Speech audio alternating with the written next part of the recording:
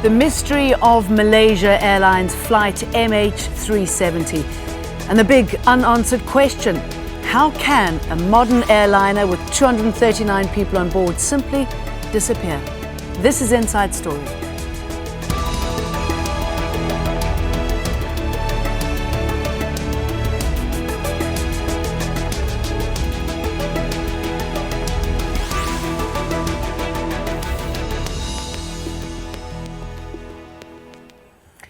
Hello and welcome to the programme. I'm Jane Dutton.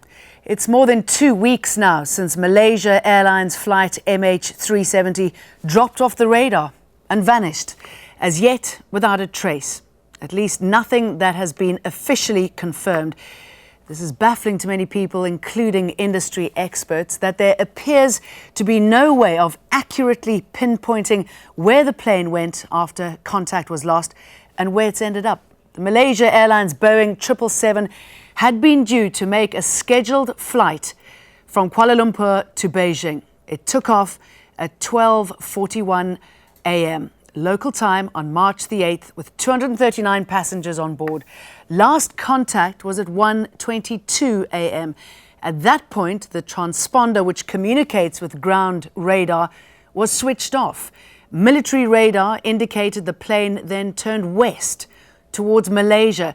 That contact was also lost around an hour and a half into the journey. But exactly 7.5 hours after it took off, a satellite above the Indian Ocean picked up its signal, suggesting it was in one of two flight corridors, one stretching north between Thailand and Kazakhstan, the other south between Indonesia and the southern Indian Ocean.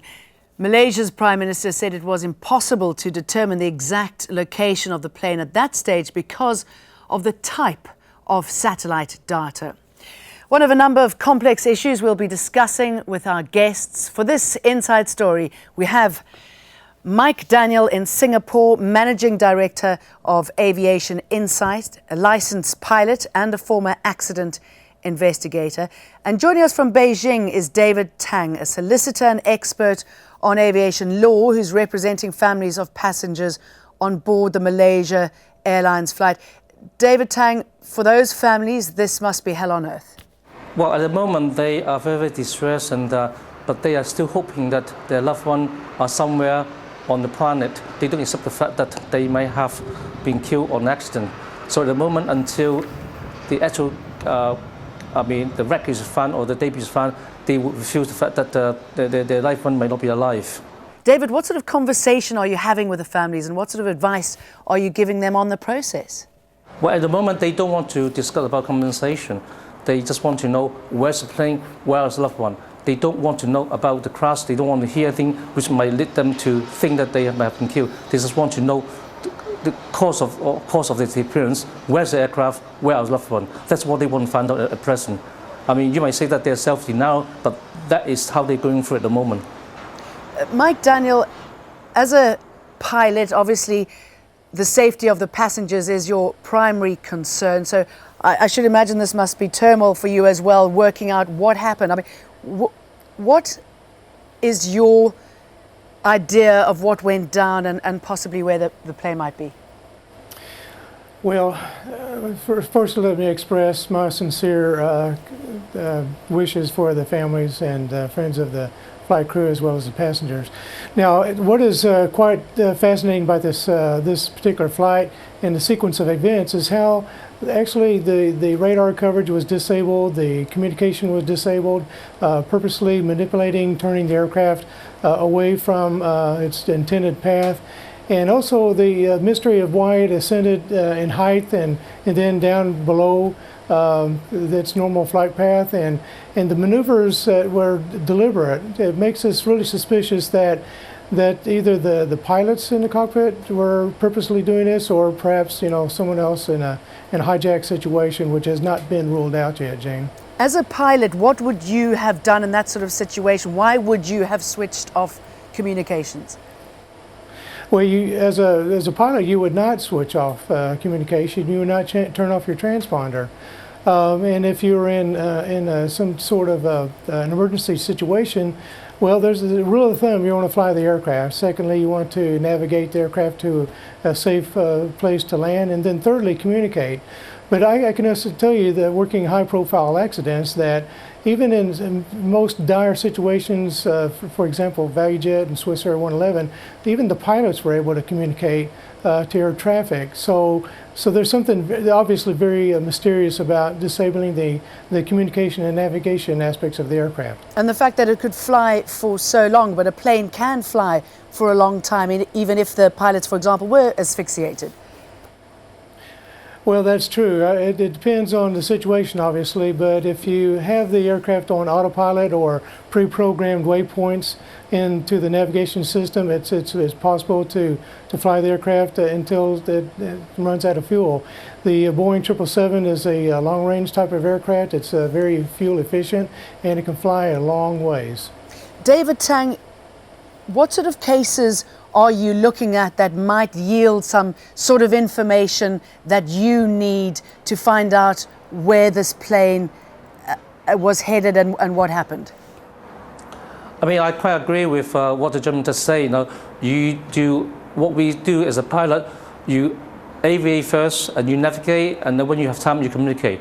Now, what I believe that the plane, I would believe that the plane might have crashed somewhere in the ocean. And for a big plane like that, you would be able to find debris. Somehow, it might not be today, but I believe that the debris would be coming out on the water. And when the debris is found, then you will try to locate the wreckage and the black box.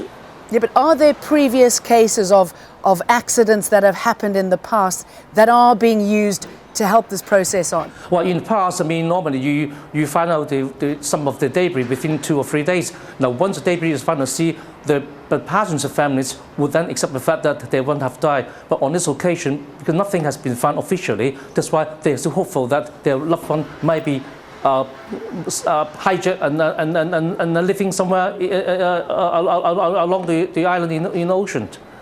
You were nodding while David was talking there when I asked about what cases in the past are being used that might help this investigation process.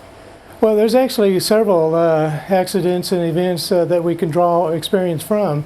The most classic one is Flight 447, the Air France flight, which, as you know and recall, that it crashed in the Atlantic Ocean, and it took some time to find the aircraft. But what was very valuable of that is the debris field study and the ocean current study. So we drew a lot of information and experience from that particular flight. TW-800 is another good example of a in-flight explosion. This is why I think we can rule out any type of catastrophic failure, because as with TW-800, it happened at high altitude. It had a very wide, large debris field, and but in this case, we don't have a debris field, but nothing that indicates a catastrophic failure, in my view. So how exactly do you track a plane? Well, air traffic controllers monitor the skies using 2 types of radar, primary and secondary. Primary radar is the most basic type, and it gives air traffic controllers an approximate position of where the aircraft is. Secondary radar is a bit more advanced. It uses transponders on the plane to transmit data like speed and direction back to air traffic controllers. But once a plane is some 240 kilometers out to sea, radar coverage fades, and pilots keep in touch using high-frequency radio. So the question is, why don't planes use GPS, technology we all have on our phones? In fact, planes do use GPS to show their position on a map, but that data is not usually shared with air traffic control, largely because it would be too expensive and it is hard to justify. And that's because incidents like MH370 are incredibly rare. There were 36 million flights last year and only 105 fatalities with commercial airliners. Compare that to car accidents, which, for example, killed 34,000 people in the United States in 2012 alone. And on Skype from Manchester, we have Chris Yates, an aviation security and safety consultant. Thank you very much for joining us, Chris Yates. We were just talking about how incredibly safe airline travel actually is, isn't it? Yeah, it is. It's incredibly safe. I can't recall another incident such as MH370. But, you know, occasionally airplanes do fall out of the sky. So unusual to say the least, and still waiting for many answers to the issues that this raises. Yeah, I believe you have quite a definite view of what might have happened.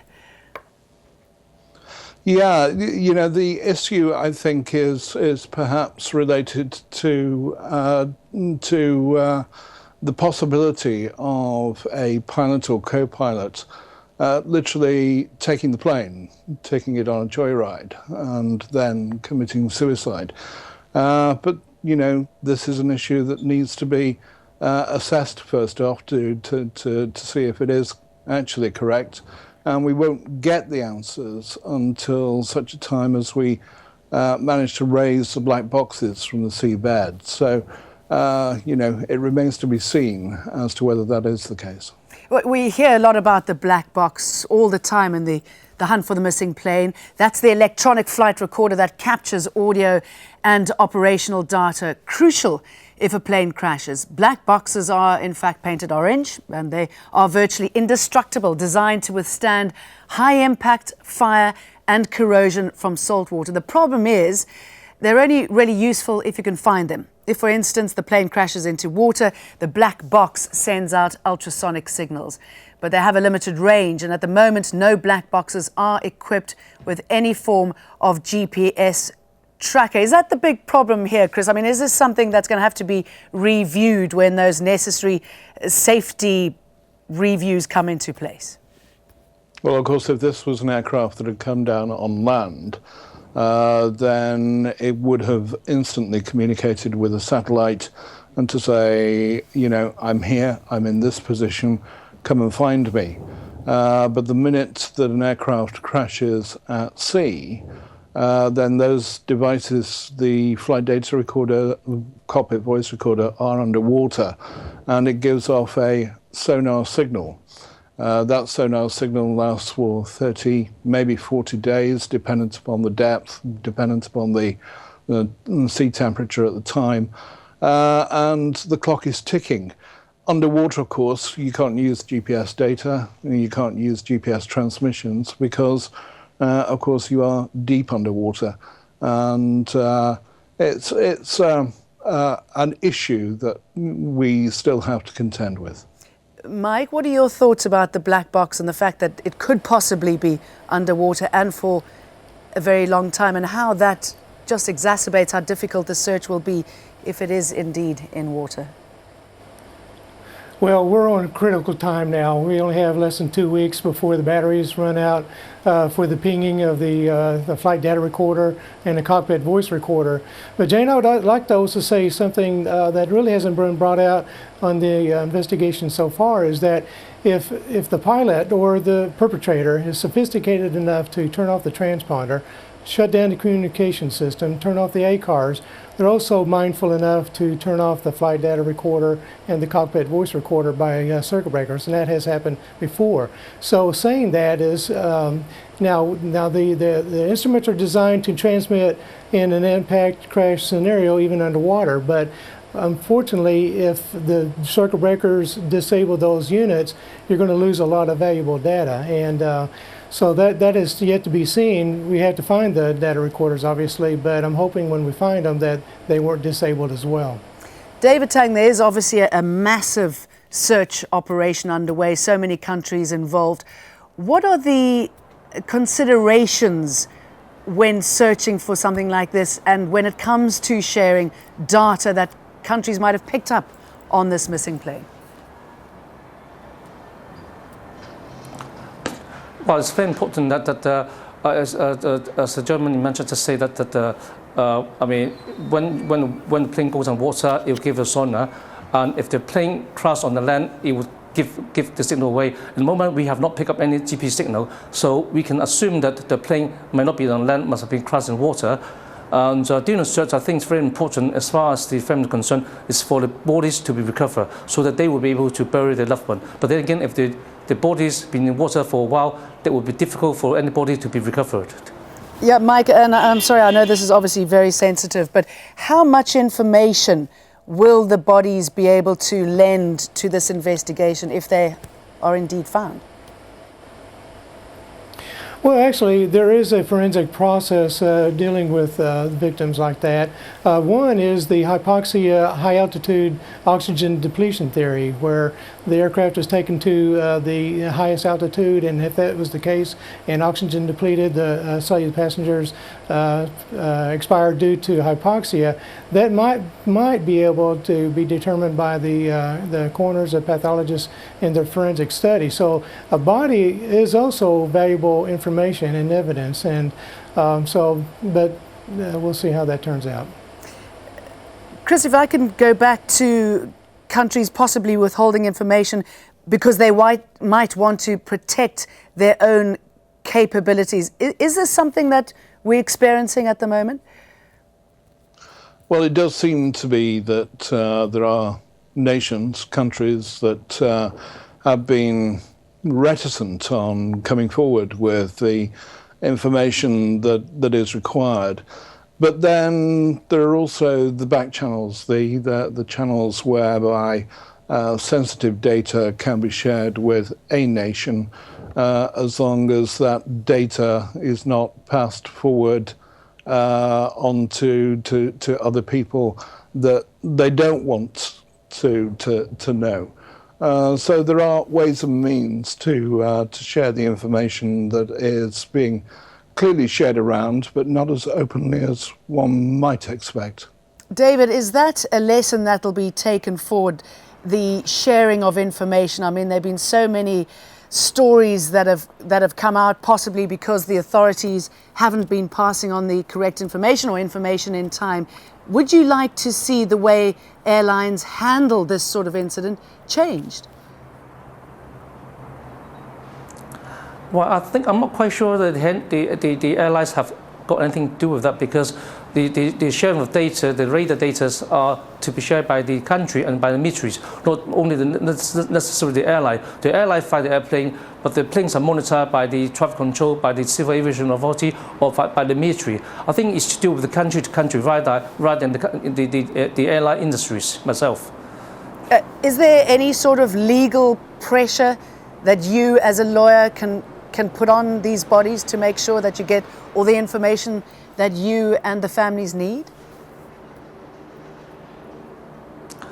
Well, I mean, it all depends on the jurisdiction, because I mean, if it depends on where the bodies are found. If the body is found in Australia, then the body might be subject to Australian jurisdiction. So it's all to do with the different legal aspects and different legal jurisdictions. And of course, I mean, when the body is found, say for example, if in the Australian water, I'm sure that the Chinese authority will be able to request to share the data with Australia and vice versa, or some other country. Depends on where the bodies are found. Chris, the aftermath of that, I mean, is it important in how these planes are tracked and monitored? Some sort of visual perspective of the plane? Yeah, I suppose it is, in a way. You know, we have the various black holes around the world that are clearly evident. Those black holes are being filled now with the onward march of technology, I suppose, the application of automatic dependent surveillance where there is no radar data, and that is of benefit, key benefit for tracking aircraft in flight and able to tell on a pseudo radar display where an aircraft is, what altitude it's at, the origin, destination, flight number, and so on. So new technology is coming in all the while. It takes time to roll that technology out around the globe, but it is there and it is coming. You say there's new technology coming. I'm sure there's a very sophisticated technology at the moment. Mike, the question really is how can something like this happen in this day and age? That's what's making it such a mystery. Well, it is, and it's very incredible mystery, but you have to be mindful, though, that a lot of the systems were disabled purposely. So we're purposely seeing somebody disabled to evade radar, to evade detection. to perhaps fly as low, close towards the train as possible. So this is very out of the ordinary. This is not something that happens on a routine basis, by no means. Just one quick comment about new technology. One of the exciting things in radar detection is the new type of radar which will be coming out in a few years, which is more laser-based radar, not radar frequency-based. Tell us why, excuse me, jumping in here. Sorry, from a security point of view, why you would switch this radar off? What necessitates that action? Well, now they did not switch off the radar in the aircraft. What they switched off, or somebody switched off, was the transponder, the unit that transmits where they're located, the altitude, direction, and things like that. That was what was turned off. That's the piece of equipment that communicates with air traffic control. Now, the other component, which is ACARS, which we haven't really talked about, is a unit in the aircraft that communicates with either the airline or with the manufacturer. So that's another piece of equipment that was also disabled. What about, Chris, phone calls? I mean, we know that when September the 11th happened, some of the passengers were able to phone their loved one. How come that didn't happen? And if people tried, would there be records out there that could shed some light on this? Well, it's unlikely that the passengers on board this aeroplane would have known that it had been taken and diverted for some considerable while. And that means that once they did realize, once they recognized the fact, if they recognized the fact, that the aircraft could well have been well over water.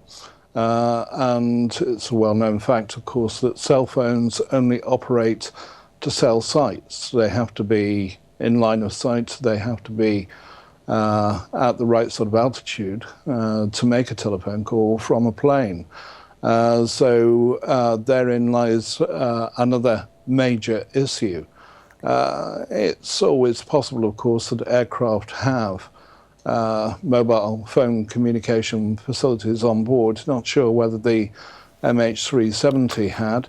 But if it did, then that could well be another avenue, potential communication that had been turned off. Mike, going forward, do airlines need to balance the cost of what could make a plane a safer object, for example, GPS, against the relative safety of planes? Well, there are certain international standards set by the International Civil Aviation Organization that require certain equipment to be installed on the aircraft. Now, there are some features that are optional for airlines. For example, we understand now that the airlines did not contract their full service for sending information back to the manufacturer, which was part of the ACAR system. So, but there may be calls for strengthening the international requirements for things like flight following. We know that was a weakness in the system at the very beginning. There was not really good flight following procedures that were followed. So I think we're going to see some changes in international requirements. And David, obviously psychologically it's important that people know what has happened, because this sort of incident is very rare. Flying is safe. Yep, exactly. I think that if my own suggestion can put my own forward, own suggestion as to make it more safer or before and in the future, is to allocate, say, 10 POB for some of passengers. POB is a personal location beacon, which means that when activated, they will send us signals and tell the ground where you are. So if you give away, say, 10 PL to 1,000 passengers, and the passenger can return back to you on the end of the journey, and it doesn't cost them money, because a POA costs only about what, $400 or $500. If the passenger have the POA, does anything happen? They just put a call, and then they will send us signals. All right, gentlemen, thank you very much for talking us through this, one of the greatest mysteries of our time. Michael Daniel in Singapore, Managing Director of Aviation Insight, a licensed pilot, former accident investigator. From Manchester, Chris Yates, Aviation Security and Safety Consultant, and David Tang, Solicitor and expert on aviation law. And you can join in this discussion on Facebook and Twitter. Do let us know your thoughts. I'm Jane Dutton. Thanks for watching. Goodbye for now.